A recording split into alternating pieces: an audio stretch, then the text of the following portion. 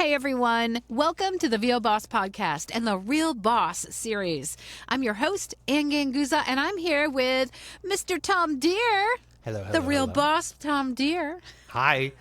I'm seeing the light ring in my glasses. I want to change these. Oh, wait, I thought you said I'm seeing the light. I'm seeing the light. Well, but the light was seeing me in my glasses, so I'm switching over. I have like different pairs of glasses for where I'm at. No, so like these really? are better. Yeah. I hear that. Well, Loud and clear. yours are part of a marketing strategy. Mine are purely because my eyeballs are decomposing. But I can me hear too, them. though. I need them as well, and I figure I might as well make them part of a marketing strategy. And speaking of marketing, Yes, Tom, great segue. well, isn't it a great? And I think it's one of the most feared things for any voice actor is to actually think and do marketing. And so it's a great topic to talk about because Sure.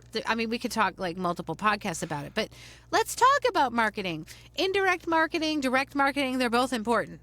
Yes, absolutely. Let's distinguish the difference. Right. And this is the thing that when most people come into the voiceover industry, they think, and their instinct is correct, is, I need to market myself. And what does that mean? For most people, it's slamming into social media sideways and talking about what they had for breakfast. Or it most often means cold calls and cold emails. Now, you can clearly lump all of that stuff together into marketing, but there's a lot more to it. It's a lot more nuanced than that. You say the word cold calls, and I think people go cold. I know. They do. They're like, I know. It's no, terrifying. cold It's calls, terrifying, no. But so the way I talk about it is that there is direct marketing and then there is indirect marketing, also known as active marketing or passive marketing.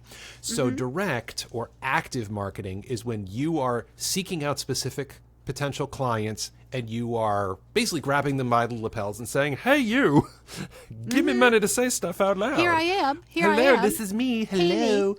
Right. Now, that's a cold call. That is a cold email. There's also follow-up emails and getting your 7 touches and that's in direct and all that stuff. because it's direct contact with a potential client. Exactly. And then there is indirect marketing, which is where you're kind of like doing your thing over here in hopes that people or robots will notice you. Right, you know? and come to you. Right. So, for example, working on search engine optimization on your website, that's a form of indirect marketing or passive marketing. Because if somebody's searching for you, hopefully your website or your content will rank higher on Google, Bing, Yahoo, and they'll be like, hey, who's this person? And then they reach out to you. Right. Or they're seeing you on social media. Social media, exactly, is another perfect example of indirect marketing. So that's where you're kind of like demonstrating your value, your progress, your humanity as a voice actor and a person in hopes that it will get voice seekers' attention and be engaged with your content. And, hopefully you'll stay top of mind for future projects. I would say an easy way of thinking about it is direct marketing, you go to them. Indirect marketing, they're coming to you. Exactly. Yeah. Exactly. That's exactly They're both, right. I think, equally terrifying for voice actors. Yes. And I think that it's great that we made the distinction now between the two. And I think the one that really causes people probably the most terror is the direct marketing part of it, because they have to reach out to someone who is a complete stranger to them, and that, we are a complete stranger to them, and, they're a complete stranger to us. Right. And so direct marketing, I think, requires a little more knowledge, so it makes it a little less scary. I think so too. That's the way I see it. And what I try to explain to a lot of my students who talk about marketing and their fear of marketing is, of course, all the indirect methods, which they're probably much more apt to do because they create a blog, they can, go on social media, they can create a video, they can do things like that. And that to them, I think, is more of a concrete path than, oh my God, I got to go find someone. Who do I reach out to? What do I say? And, how does that work? And so I think the first distinction that I want to make with direct marketing is to make it less terrifying is just an understanding that people have needs. And I always bring up how many times can I bring up the Chanel lipstick, right? How many It's times a great example. can I bring? I just keep going back to it where, here's the Chanel lipstick. It is part of my brand, and I want to work with this company, Chanel. And so ultimately, they don't know who I am. I mean, I kind of know who they are, but I don't know exactly who I should contact. And so when does Chanel have a need for voiceover, right? When they have a campaign, right? When they have a campaign and when maybe they have a voiceover and they want to replace that voice. And so it's very much based on a need and when they need a voiceover. It's not that, I'm going to reach out and I never heard back and therefore that's a bad lead, or it didn't work, or I'm done. I failed. Right. You cannot think that, guys, because it's all on a timely basis. So when I need a new lipstick, I'm not constantly searching for a new lipstick, but when I need one, then if an email comes my way or a social media ad comes my way talking about a new shade of red, I'll be like, ooh, I need that. Let me look into it. Right. And that's the same thing that as a voice actor, you need to understand about direct marketing. Right. Put it another way. And what are the client's pain points? How can you cure what ails them? How can you solve their problems? So I'm going to take your Chanel lipstick example and I'm going to continue it. So let's put it in voiceover terms. Chanel wants to advertise that lipstick. So they want to make advertisements of some sort. It could be print, it could be digital, it could be TV, radio, streaming, or whatever. Right? Chanel. Look to me, Chanel. Right. I talk about you all the time. I'm just saying. In my podcast. Please make Anna a compensated endorser for your lovely products. Yes. So Chanel usually would have to hire a marketing agency or an ad firm or something like that to come up with whatever the concept would be. Okay, well, this is Chanel. It's this type of lipstick. We're targeting this type of audience. So if the demographic or they have it in house. Or they have it in house, and they'll say, okay, well, our demographic is women of this particular age range. Okay, so we need to make sure that the content and context of the advertisement is making sure that we're targeting that particular demographic. It needs to appeal to them on a visual or an auditory level, or some other combination of that. Maybe we need to get an influencer in here or a celebrity or something like that. But we still need a voice actor to do whatever the radio or streaming or TV is. So they come up with a concept, they write the script. Now they need to get a production company to turn this script into reality. And then the production company, well, they have, now this is where they have choices. They can go to a casting director, and the casting director can then reach out to agents and managers to find the voice actors. They can post that casting notice on a casting site like a Voice 123 or a VO Planet or a Bidalgo. Or they can have their own roster of voice actors that every time a casting notice comes up, they go through their own list of voice actors and then send the casting notices out to the appropriate voice actors to collect auditions, right? Now, before you continue, I'm going to intercept and say, all right, let's talk about how often do they need this, right? That is something that is the big unknown, right? How often are they needing a new campaign? And that is something that I think is the most ambiguous, maybe, to the voice actor, because we don't know. We don't work for the company. We don't know how often they need these new ads. So what I don't want people to expect, and I think what a lot of people do expect, is like, well, I reached out to them and they didn't, they don't want me. Well, they don't have a need for you. And it's not, I don't think it's, and I don't think it's appropriate to think that any one company needs a voice actor 24/7. Unless you're Joe Cipriano. And that's a different genre. That's right? promo. That's a different genre. That's promo, and that's actually a network, right? That you're required to do these ads for, because things change all the time. Chanel lipstick. How often are they coming up with new colors? There's seasons, right? How often are they coming up with new lipsticks, right? That is not necessarily a daily... No, companies don't come out with new products every single day. So therefore, they may not have a need. So please keep that in mind, guys, because I think a lot of people get discouraged when they don't hear back. Marketing is it is the long haul. You're doing it, it's a marathon, not a sprint. Yeah. So getting auditions from your agents and managers and getting auditions from online casting sites, those are short term. There's an audition right now, you audition for it right now.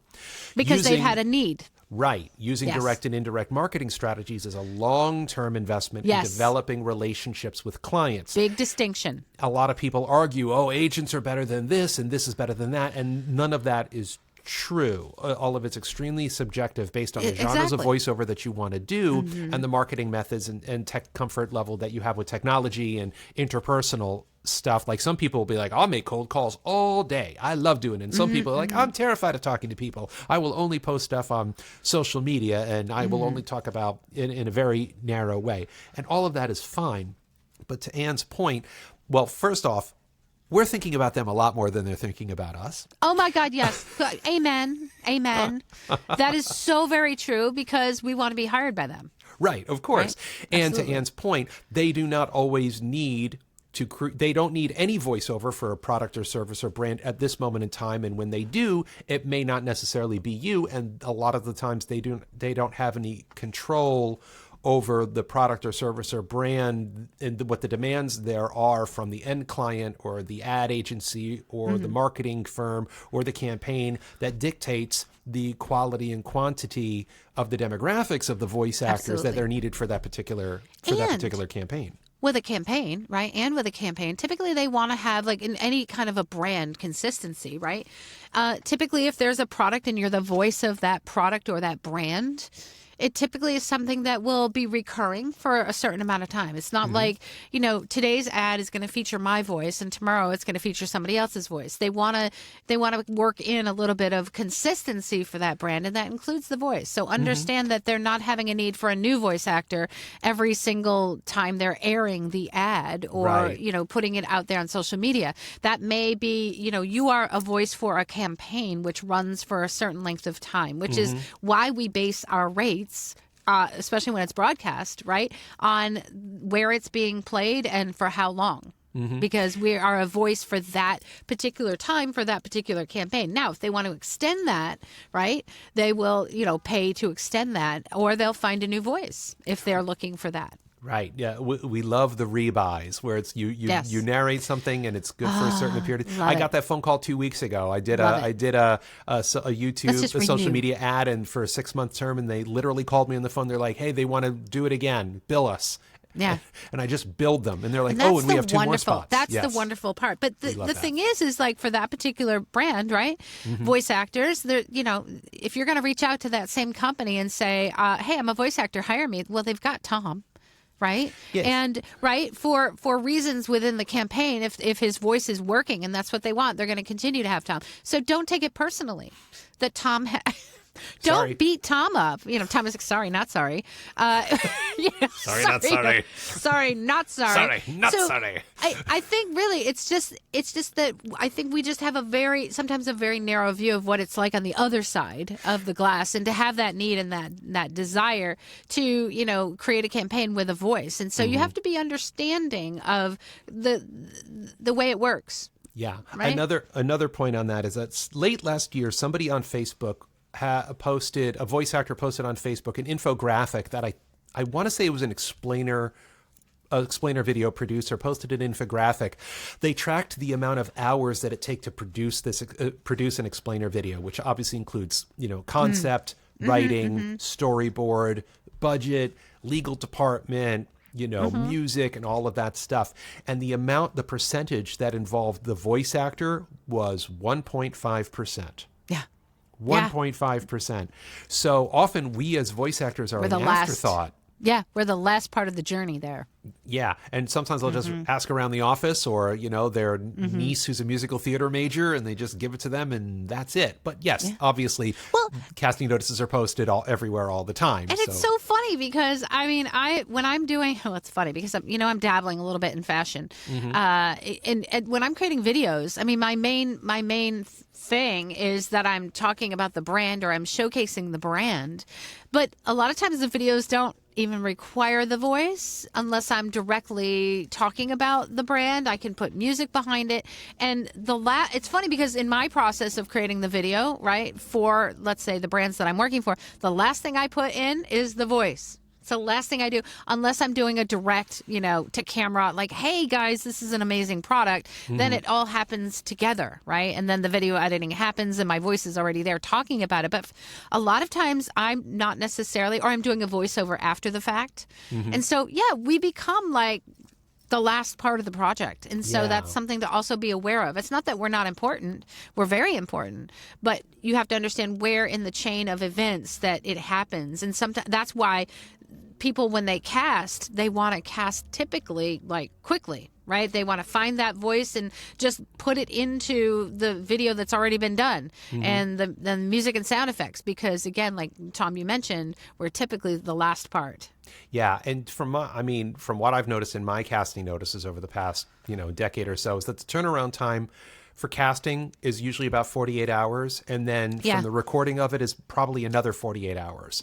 Sometimes it's even quicker than that. So usually that means if this project took 6 weeks or 2 months or whatever, that means at most, I'm not saying a week is spent on the voiceover. It's just that everything that needs to happen regarding the voiceover is probably a handful of hours within 1 week, and then that's it.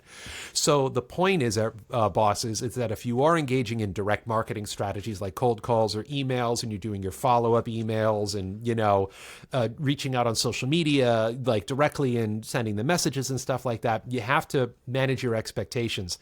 I was reading a study that since 2014, the return on cold calls and emails has dropped by 10% every year for the past 10 years. And guess what? 10% times 10 years equals 100%. So it doesn't mean they're not effective at all anymore. But now the expectation of them actually getting your email or answering your phone call and responding positively is between 1% and 3%. It is a very, very small percentage, which means also this is a numbers game. Yeah, absolutely. But it's not impossible. No, it's not impossible. You want to be smart about it. Yeah, what I'm always telling people, because I have a Boss Blast product, and I know you also do a lot of educational courses on direct marketing. It's something that you need to understand. It's definitely a marathon, not a sprint kind of a game.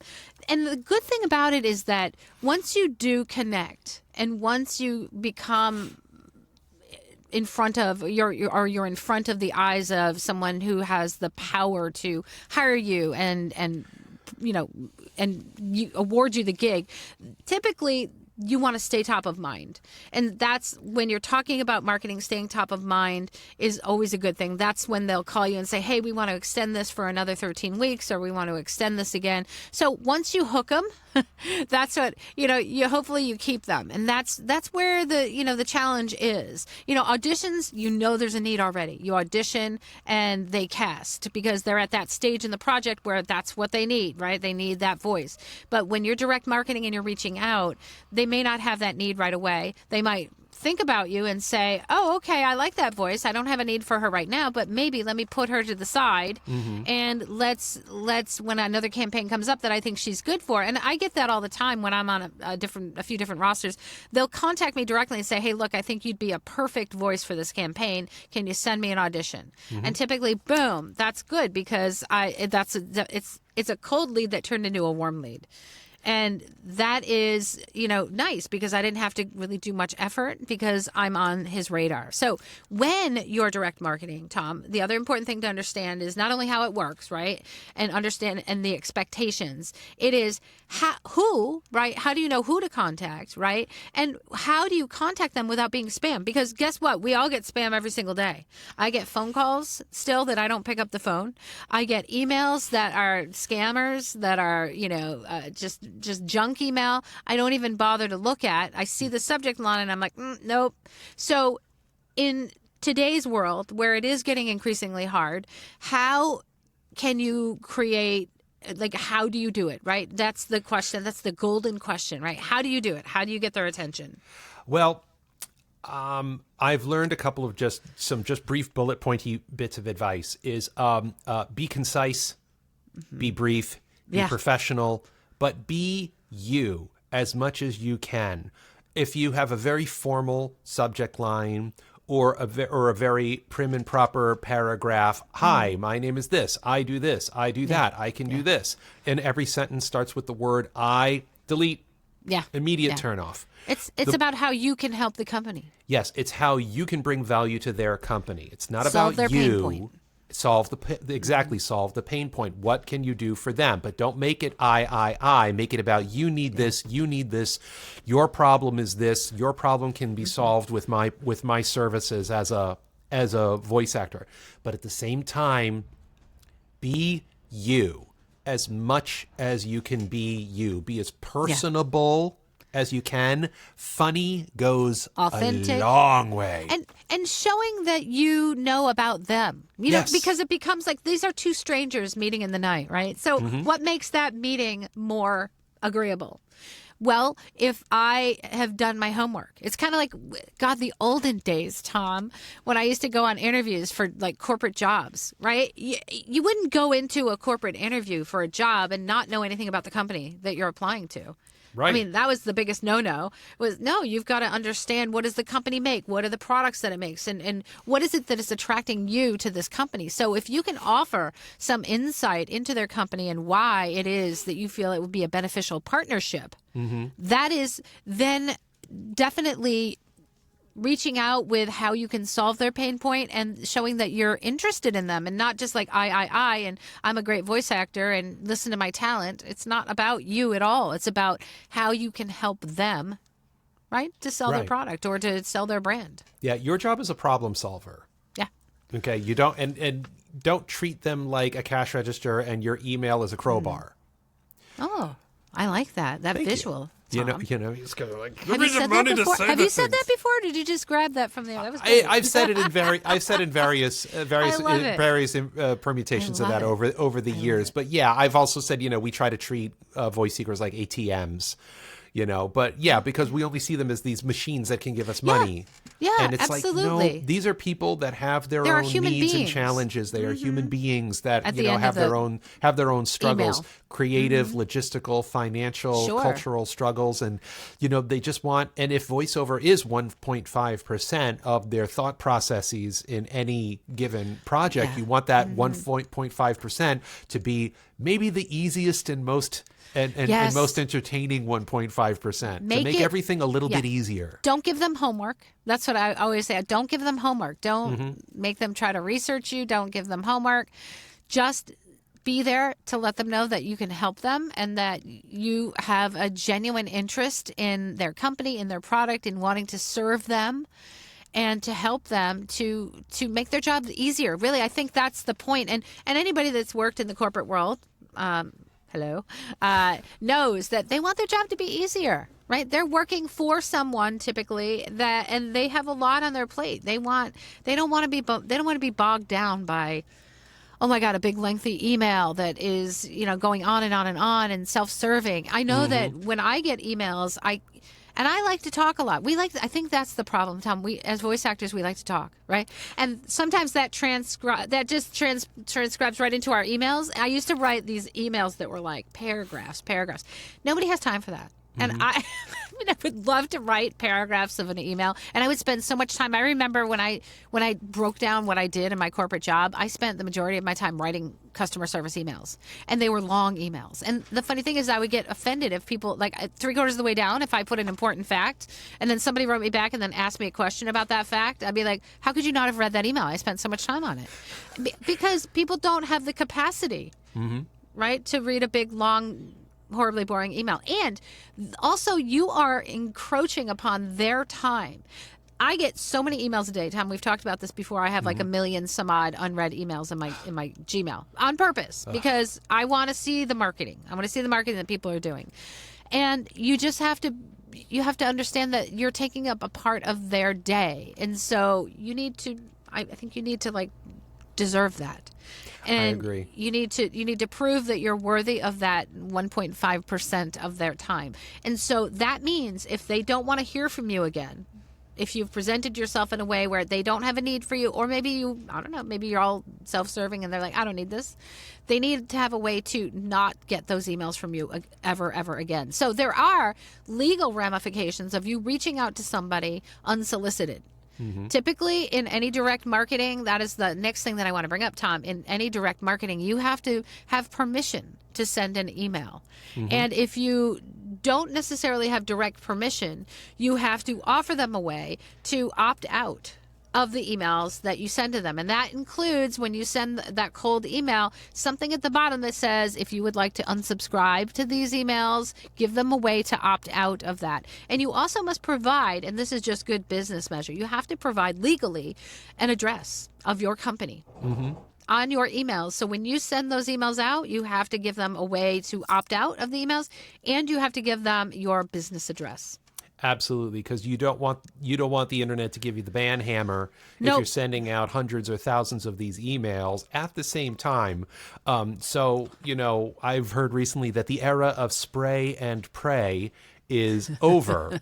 But it's not just for all the marketing value, pain points, provide value stuff, but it's also because of the internet, as we as a people has just had it with all of these spammy, carbon copy, templatey, desperate, aggressive, obnoxious, self-aggrandizing emails that we're getting over and over again, because we can't tell what's real and what's fake anymore when the phone rings, or when an email comes in, or when we see a social media post. So people are cracking down and being like, we have no tolerance for this.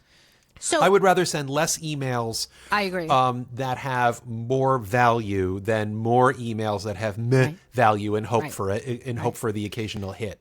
And again, if you are sending out mass emails, and that's a whole other thing with direct marketing, not many people have the provision to send out thousands of emails at one time, because unless you're paying for that service, which I do for the Boss Blast, I pay for that service, I am able to send out lots of emails at a time. It's done, through a server, which doesn't do it all at once.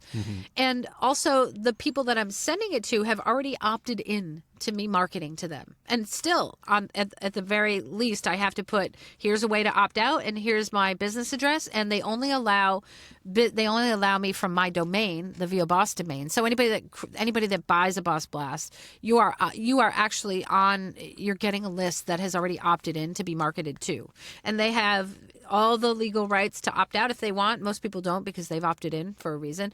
But it's something that I would say most voice actors can't afford, because you typically pay by the contact. So my server, which is Active Campaign, I pay by the contact. So I have a few 100,000 contacts that I pay for in order to be able to send emails out to that. And that's not something necessarily that every voice actor has the budget to do. Which is why I offered the Boss Blast. And this isn't all just about the Boss Blast, but it's anytime you're talking about doing direct mail. Quality over quantity, unless you have the provision to send out quantity, which is something that I pay thousands of dollars for. And I also make sure I got all the legal ramifications for people to opt out if they need to. But you need to do the same thing on a smaller scale. And direct marketing, I feel, is one of the methods of marketing that needs to be implemented. So that, in combination with indirect marketing, and you've got to do it. Gosh, Tom, how much percentage of your time would you say? I always say 80%, if not a little bit more, when things are lean. Yeah, when things are slow, I immediately go to marketing. Yeah, absolutely. But when things are busy, I have learned also to keep doing my marketing so there Nothing aren't is guaranteed. as many slow periods. So yes, direct marketing can and should be part of a balanced breakfast that is every voice actor. If you can get quality representation, audition through your agents and managers. If you understand how to feed the algorithms of online casting sites, use them to keep the flow of auditions coming in. Direct marketing with thoughtful, value-driven emails, indirect marketing with thoughtful, value-driven blog posts, blog entries, and social media posts. You should be doing, ideally, some combination of all of these as often as you can to maximize your opportunities to get the voiceover auditions that you desire. And always be cultivating your next client, even if you're super busy. I think that's the most important thing that I've learned over the many years that I've been in the business here, is always be cultivating your next client, because your clients, even if you've had them for years and years and years, they're never guaranteed. And the best in the business will say the same. So good conversation, Tom. I think we could talk about marketing and yet 500 more episodes. But I think this is a great start, guys, to understand that it is a necessary evil. And it's not scary. It's really not scary. You need to embrace the challenge that is marketing. And again, I like to look at everything as a challenge. That's what gives me joy in my business because, and also one of the reasons why I did create the VO Boss Blast was because I didn't have a ton of time to do the indirect marketing, although I do that a lot too. So it is just, everybody needs a balanced breakfast of both indirect and direct marketing. And Tom, thank you again for always being such a golden nugget of wisdom in my podcast. I love it. Thank you. I'm going to give a great big shout out to our sponsor, IPDTL. Yes, you too can be a boss, a real boss, and find out more at IPDTL.com. You guys have an amazing week, and we'll see you next time. Bye.